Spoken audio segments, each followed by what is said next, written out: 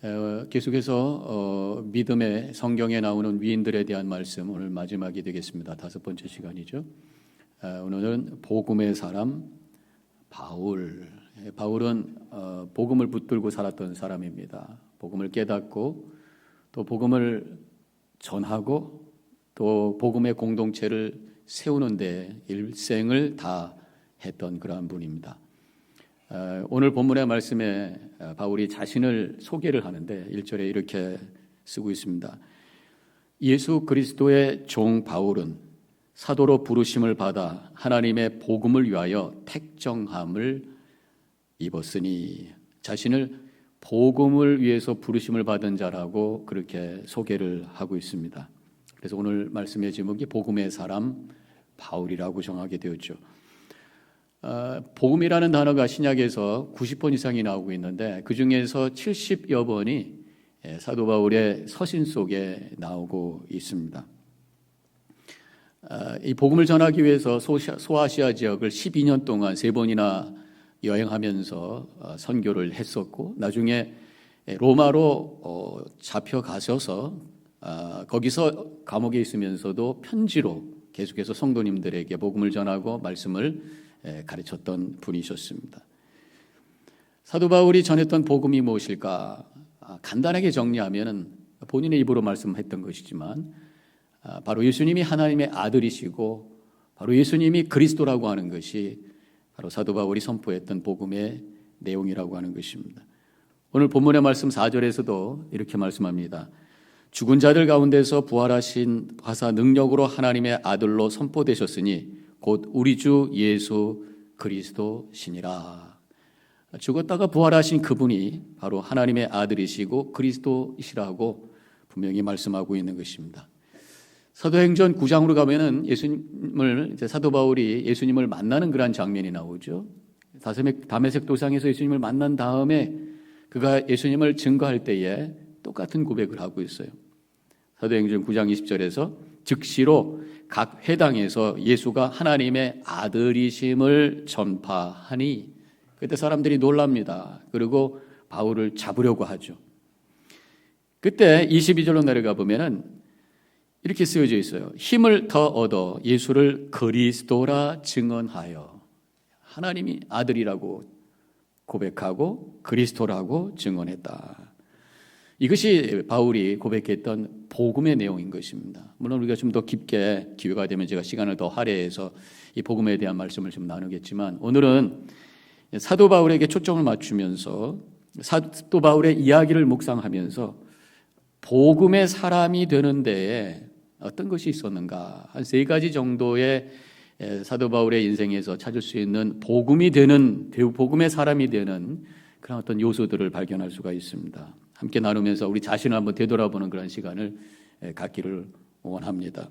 첫 번째로는 사도 바울은 거룩한 삶을 살았고 거룩한 삶에 대한 열정이 있었던 사람이다, 이렇게 볼 수가 있습니다. 빌립보서 3장 5절에 자신을 소개하는 말씀에 이런 내용이 나와요. 나는 8일 만에 할례를 받고 이스라엘 족속이요 베냐민 지파요 히브리인 중에 히브리인이요 율법으로는 바리새인이요, 그렇게 나와 있어요. 바리새인이다라는 그러한 고백만 해도 바울이 얼마나 거룩하게 살려고 애썼는가라고 하는 것을 충분히 이해할 수가 있습니다. 바리새파라고 하는 것은 당시의 유대교의 한 분파였고, 이 바리새라고 하는 이름은 분리됐다, 구별됐다라는 의미예요. 다른 사람들과 구별이 되어서 더욱 거룩하게 살려고 하는 어떤 그런 무리들을 바리새파 사람이라고 한다는 것입니다.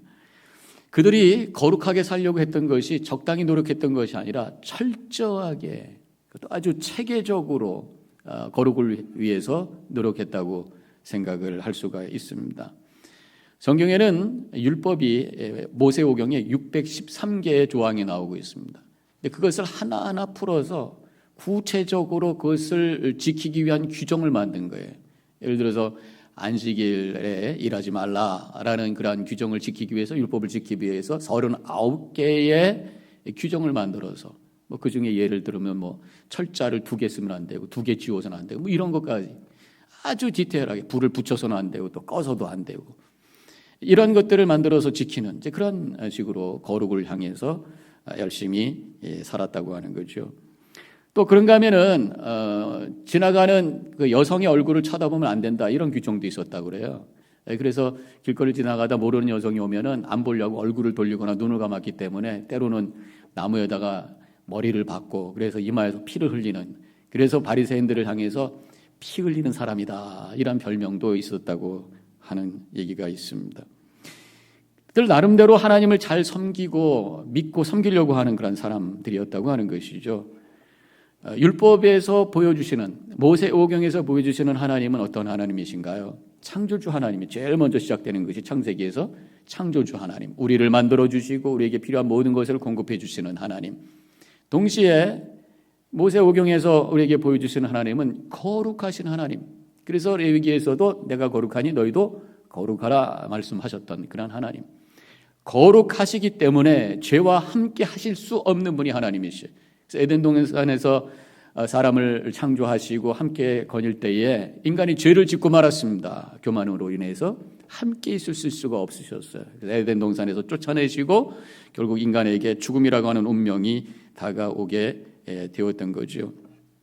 그러나 하나님은 인간을 포기하지 아니하시고 구원하시기 위해서 아브라함을 선택하시고 그 후손 이스라엘 백성들을 애굽에서 불러내셔서 시내산에서 언약을 맺으시고 하나님의 백성으로, 거룩한 백성으로 살아갈 수 있는 길을 주셨는데 그것이 바로 율법이었어요.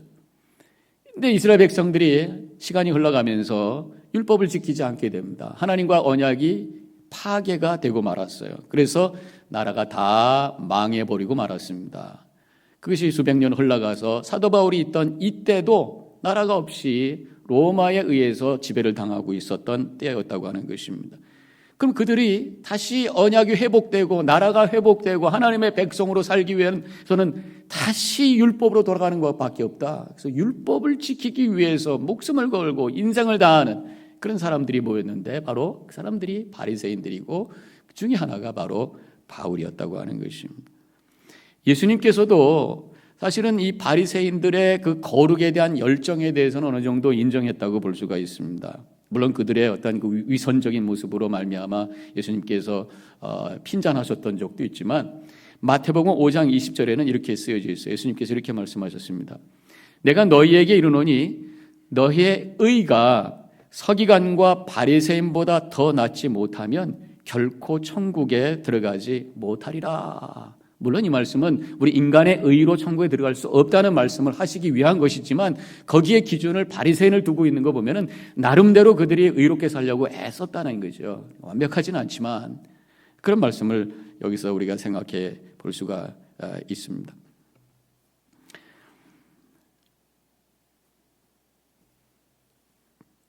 바리새인들이 이렇게 열심히 거룩하게 살려고 노력을 했지만 문제는 그들이 하나님보다 율법에다 초점을 두게 되면서 결국 율법주의자가 되어버리고 말았어요.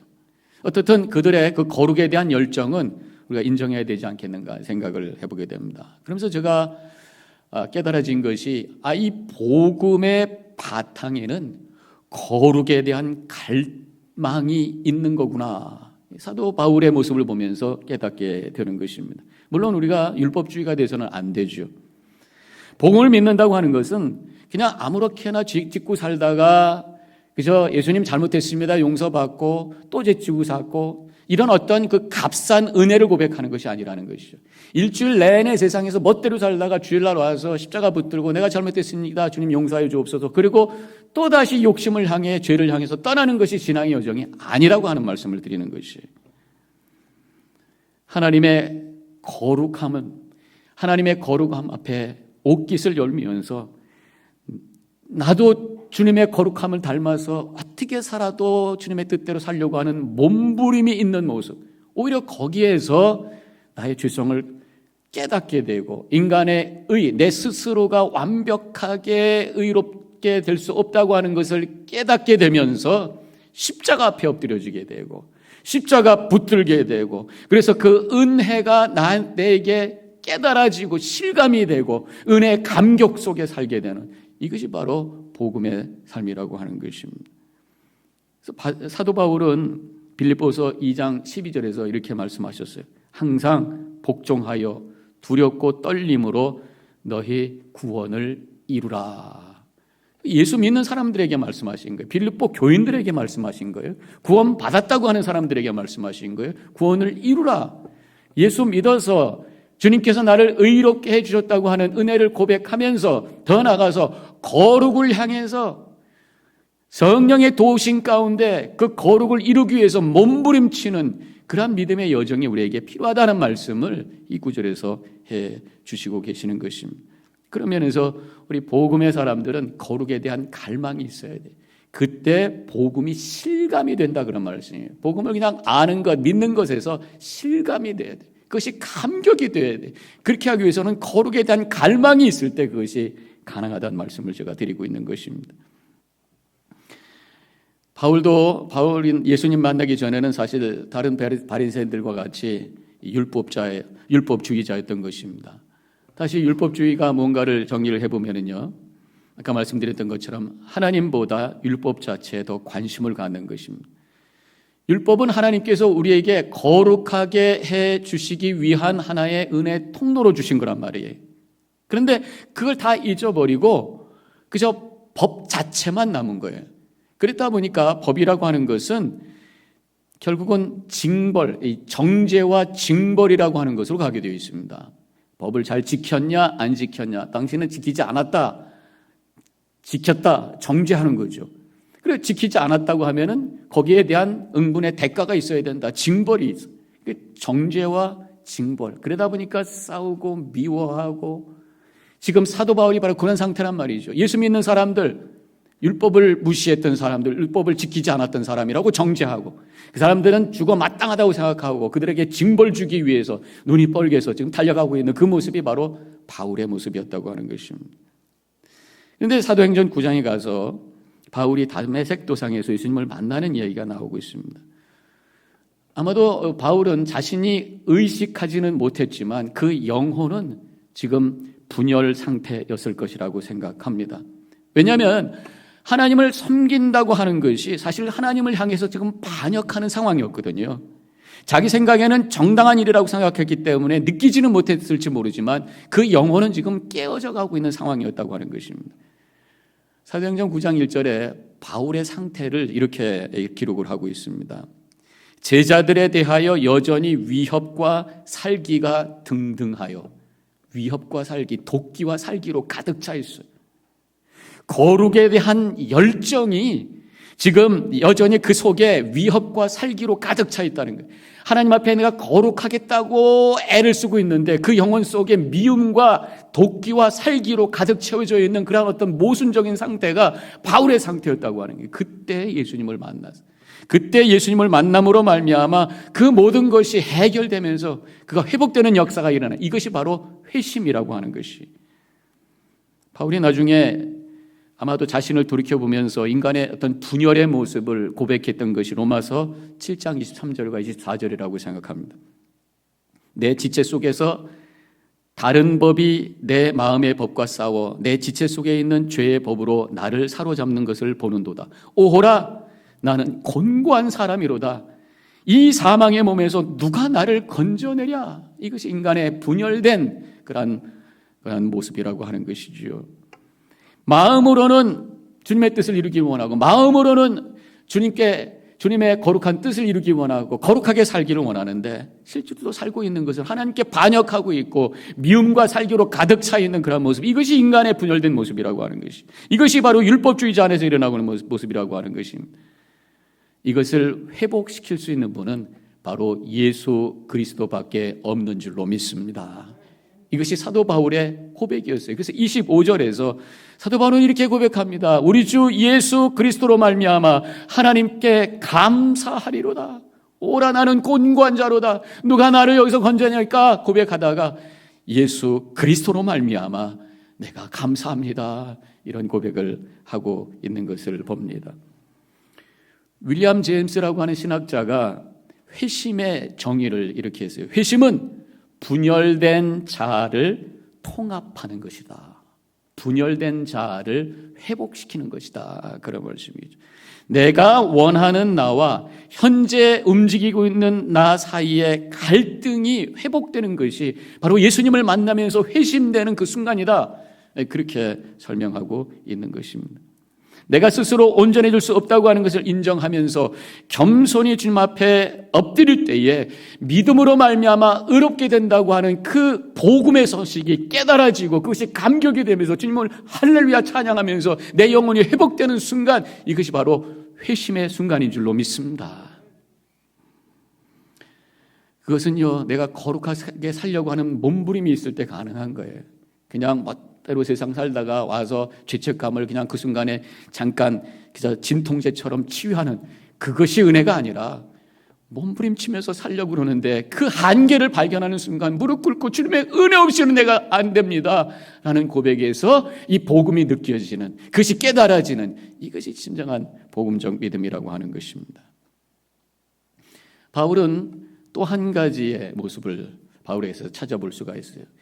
신앙의 체험이 있었다고 하는 것입니다. 거룩에 대한 그러한 삶에 대한 간절한 바람이 있었고, 또 한 가지는 결국 예수님을 만나는 신앙의 체험이 있었다고 하는 것입니다. 이 체험을 통해서 결국은 율법주의에서 복음주의로 바뀌게 된 거예요.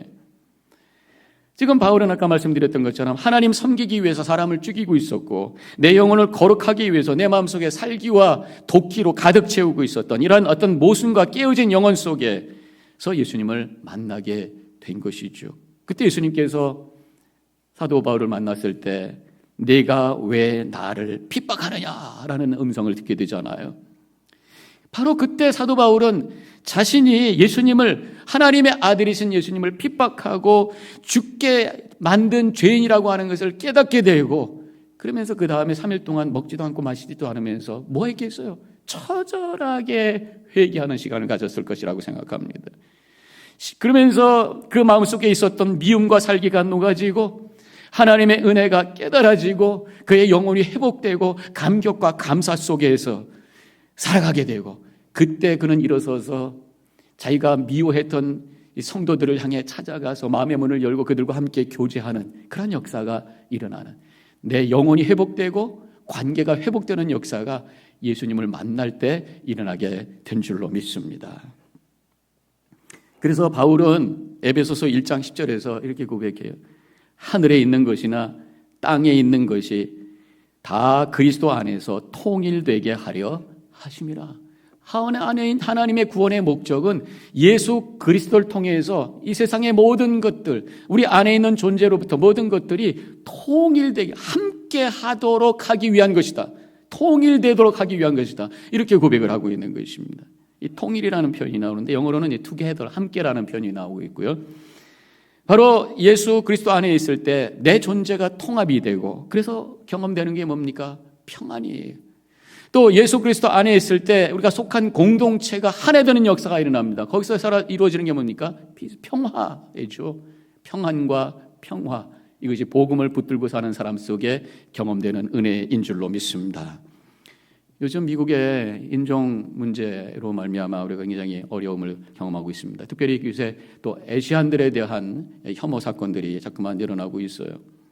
이번에 코로나 바이러스로 인해서 받은 스트레스를 혹시 이 아시안들에게 쏟는 건 아닌가라는 걱정들을 하고 있습니다.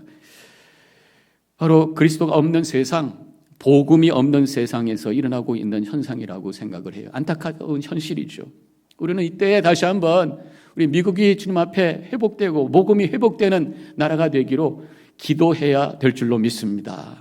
동시에 기도만 할 것이 아니라 우리 내 자신을 바라보면서 내가 먼저 복음을 붙들고 십자가 붙들고 나감으로 말미암아 내 안에 내 존재가 통일이 되고 우리 성도들이 믿음 안에 하나가 되어서 아름다운 공동체로 세워지고, 더 나아가서 우리의 삶 속에서 다양한 모든 사람들을 품을 수 있는 넓은 마음을 가지고, 내 생각이 달라도 다른 인종과 다른 모습을 가져도 어떤 생각을 가졌든지 하나님의 은혜가 필요하고 저를 위해서도 예수 그리스도께서 십자가에 달려 돌아가셨다고 하는 믿음을 가지고 받아들이는 그러한 삶을 살아갈 때 우리의 삶 속에 통일되는 역사가 일어나게 되는 줄로 믿으시기를 바랍니다. 바울을 이렇게 변화시킨 것이 결국은 신앙의 체험이었다고 하는 것입니다. 거룩하게 살려고 하는 것만 가지고 우리는 복음의 사람이 될 수가 없어요. 결국은 체험이, 영적인 체험이, 우리를 뭔가 만져주시는 주님의 그 만져주심이 경험될 때에 그때 거기서 변화가 일어난다고 하는 것입니다. 지금 바울은 예수님을 만날 때에 두 가지 경험을 하게 되죠. 한 가지는 빛으로 우리 주님을 만나게 됩니다. 사도행전 9장의 3절에 호련히 하늘로부터 빛이 그를 둘러 비추는지라 그런 말씀이 나옵니다. 예수님을 만날 때 강렬한 빛을 경험하게 되죠. 너무 강렬해가지고 눈이 멀어버려요. 그리고 꼬꾸라지게 되어 있습니다. 왜 눈을 멀게 하셨을까? 지금까지 바울은 눈이 뻘게 가지고 믿는 사람들을 쫓아서 그들을 정죄했던 그 눈을 감기게 하시고 이제 영의 눈을 떠서 주님의 은혜를 발견하면서 감격과 감사 속에서 모든 사람들을 포용할 수 있는 삶 살기를 원하셨던 것이 빛의 경험이었다고 그렇게 생각할 수가 있죠. 지금 이 시간에도 우리 예수님의 강렬한 빛이 우리 가운데 비추고 계심을 믿으시기를 바랍니다. 그래서 지금 우리가 눈으로 보고 평가하고 비판하고 비교의식 속에서 미워하고 불평하고 불만했던 그 마음을 우리가 버리고 이제 주님께서 주시는 새로운 눈을 뜨면서 은혜의 감격 속에 살아가는 축복된 삶이 되시기를 주님의 이름으로 간절히 축원합니다. 지금 사도 바울은 또 예수님을 음성으로 만나요.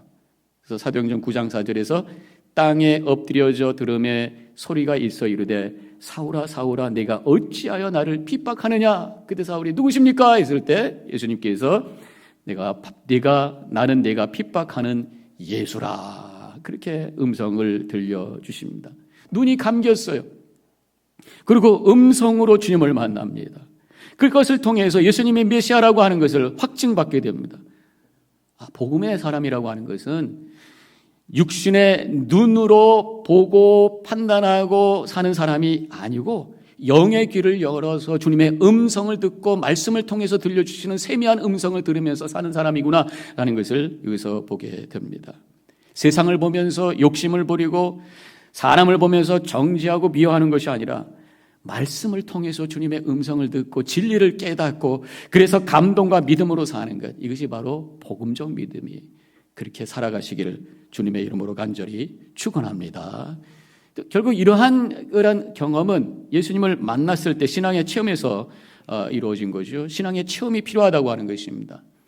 그런데 사도 바울의 체험은요, 강권적이고 신비로운 체험이었습니다. 근데 모든 체험이 이러한 체험은 아닙니다. 사실 특별한 사람들에게 특별한 경우에 일어나는 것이고요. 많은 경우에는 인격적인 체험을 많이 하게 되죠. 특별히 우리 감리교를 시작하게 하셨던 요한 웨슬레 목사님의 체험은 인격적인 체험이었습니다. 그러니까 올더스게이트에서 어느 교회에 들어갔을 때 예배 참여하고 있을 때에 어떤 분이 나와서 로마서 주석에 있는 서문을 읽을 때에 그 말씀의 것이 가슴에 와 닿으면서 마음이 뜨거워지면서 지금까지 씨름하고 있던 어떤 영적인 비밀이 풀려지기 시작하고 복음의 진리가 깨달아지기 시작하고 믿음 하나로 내가 구원받았다고 하는 확신이 생기면서 그 자리에서 일어나서 복음을 증거하는 삶으로 변화됐던 것을 우리가 알고 있어요. 바울에 일어났던 아주 레디컬한 익스피리언스, 아주 강렬한 체험은 아마 그가 하나님 앞에 너무 큰 반역을 했기 때문에 하나님께서 그렇게 강하게 주신 것이 아닌가. 제 개인적으로는 그렇게 한번 풀어봐요. 아마 우리 교회 성도님들은 착하셔서 그렇게까지는 안 하실지도 모르겠어요. 얼마든지 우리는 말씀을 통해서 하나님의 음성을 듣고 주님의 은혜를 체험하는 거룩한 경험이 가능한 줄로 믿으시기를 바랍니다. 그렇게 하기 위해서는요, 말씀 생활 열심히 하셔야죠. 우리 뉴저지 연합교회 성도님들 참 이 팬데믹 상황 속에서 말씀 생활 열심히 하신 것 같아요. 우리 이번에 뉴저지에 있는 한인연합감리교회에서 통독하신 분들, 특별히 3번 이상 통독하신 분들 숫자를 달라고 해서 우리 교회에서 11분이 계시더라고요.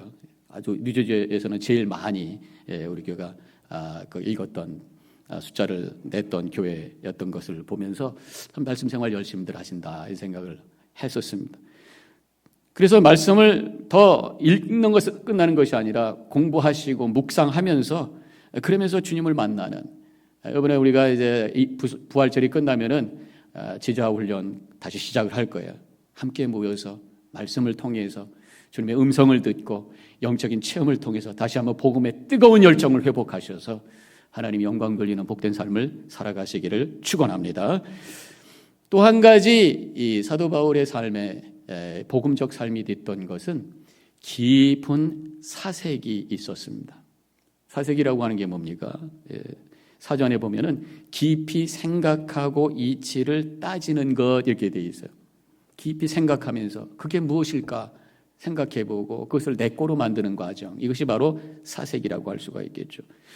사도 바울은 지금까지 본인이 알고 있었던 성경의 지식, 또 만났던 예수님을 만났던 경험, 제자들을 통해서 들었던 예수님에 대한 얘기, 이 모든 것들을 붙들고 깊이 생각하고 고민하고 씨름하는 그러한 시간을 가졌다고 하는 것입니다.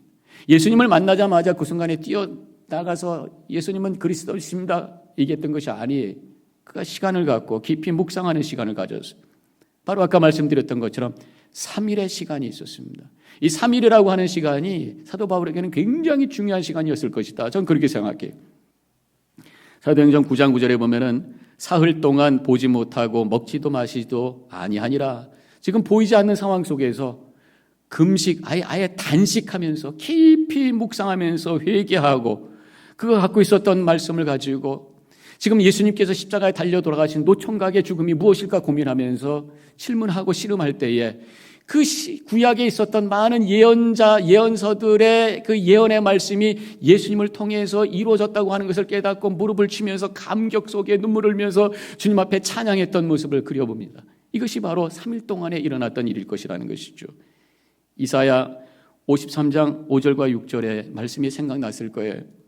그가 찔림은 우리의 허물을 때문이요 그가 상함은 우리의 죄악 때문이라. 그가 징계를 받음으로 우리는 평화를 누리고 그가 채찍에 맞음으로 우리는 나음을 받았도다. 우리는 다 양 같아서 그릇 행하여 각기 제 길로 갔거늘 여호와께서는 우리 모두의 죄악을 그에게 담당시키셨도다. 예수님의 죽음이 우리의 죄를 담당하는 대속의 죽음이셨군요 라는 깨달음이 오면서 주님 할렐루야 감사합니다. 꼬꾸라지며 주님 앞에 예배했을 것이라는 생각을 해보게 돼요. 이 3일 동안의 이 시간, 깊은 묵상과 사색을 통해서 복음이 깨달아지고 그 다음에 눈이 띄어지게 되면서 성령의 충만함으로 말미암아 나가서 복음을 증거하며 예수님이 하나님의 아들이시고 예수님이 그리스도라고 하는 증거를 하게 되었던 것을 알 수가 있어요. 그때 이제 유대인들이 바울을 죽이려고 하죠. 사도행전 9장 25절에 보면은 바울이 도망을 하게 됩니다. 어디로 갔을까? 아라비아라고 생각을 해요. 왜냐하면 갈라디아서 1장 16절과 17절에 이렇게 말씀이 쓰여져 있습니다.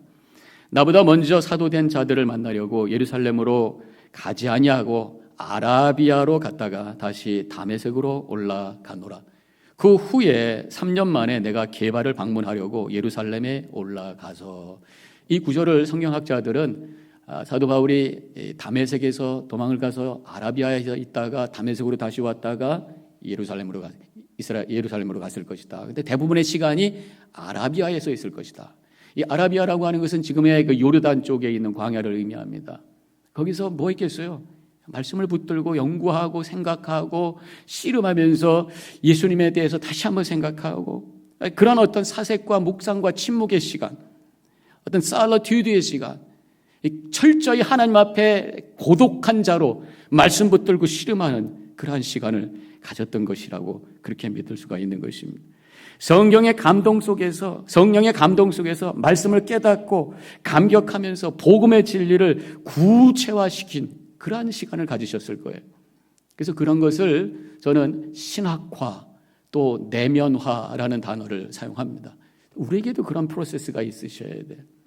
그래서 들려주시는 것만 가지고 아멘하소 그런 것이 아니라 이 말씀을 가지고 씨름하는 거예요.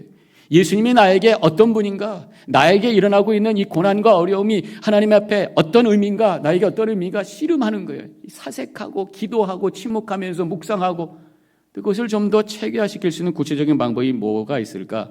저는 그것이 쓰는 것이 아닌가, 글을 쓰는 거예요. 하나님께서 우리에게 이성을 주셨습니다. 생각할 수 있는 능력을 주신 거예요. 생각하면서 그것을 체계화시킬 때에 나의 믿음이 됩니다. 제가 기대하는 것은 우리 뉴저지연합교회 모든 성도님들이 남의 믿음이 아니라 나의 믿음을 가지시길 주님의 이름으로 간절히 축원합니다. 다른 사람의 고백이 예수가 아니라 내가 고백하는 예수 그리스도를 붙들고 살아가시길 주님의 이름으로 간절히 축원합니다. 그래서 그 예수님을 내가 믿는 게 무엇이고 나에게 예수님이 누구신지를 설명할 수 있을 때 그것이 나의 믿음인 거예요. 설명할 수 없으면 아직 내 것이 아니란 말이죠. 설명할 수 있을 때 복음을 증거하게 되고 그 열정을 가지고 복음적인 삶을 살게 된다고 하는 것입니다. 그것을 위해서 한번 써보세요. 영성일기를 쓰고 이번에 믿음의 글을 모은다고 하는데 한번 써보시고 그때 내 마음속에 내 영혼 속에 내가 붙들고 있었던 믿음이 좀 더 체계화되고 내 것이 되는 역사가 일어나게 될 것이라는 것입니다. 오늘 사도 바울의 여정을 찾아가면서 바울이 복음의 사람이 되는데 세 가지 과정이 있었다고 하는 것을 깨닫게 되었어요. 거룩하게 살려고 하는 의지적인 차원이 있었습니다. 예수님을 만나는 영적인 체험이 있었어요. 그리고 말씀을 붙들고 씨름하고 묵상하는 지적인 차원이 있었습니다. 그래서 우리 성도님들에게 제가 세 가지 부탁을 합니다. 말씀대로 순종하며 살도록 몸부림치는 삶을 살아가시기를 바랍니다. 성령의 감화와 감동의 역사를 체험할 수 있도록 기도하시기 바라고요. 말씀 공부와 깊은 묵상을 통해서 예수님이 나에게 누구신지를 분명히 설명할 수 있는 나의 믿음을 가지고 그래서 복음적인 삶을 통해서 하나님께 영광 돌리고 우리에게는 은혜가 되는 복된 신앙의 여정을 걸어가시는 우리 모든 성도님들이 되어주시기를 주님의 이름으로 간절히 축원합니다. 기도하십시다.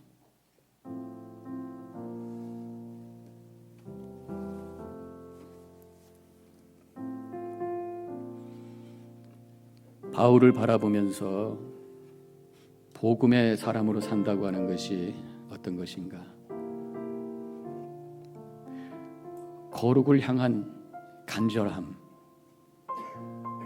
주님이 내 마음을 만져주시는 그런 영적인 체험, 하나님의 말씀을 가지고 씨름하며 나의 삶의 여러 가지 경험 속에서 예수 그리스도가 나에게 누구신가를 고백할 수 있는 깊은 묵상과 사색의 시간, 이것을 통해서 복음의 신앙이 만들어진다고 하는 것을 함께 나누었습니다. 자신을 되돌아보면서 다시 한번 결단하는 시간이 되시기 바랍니다.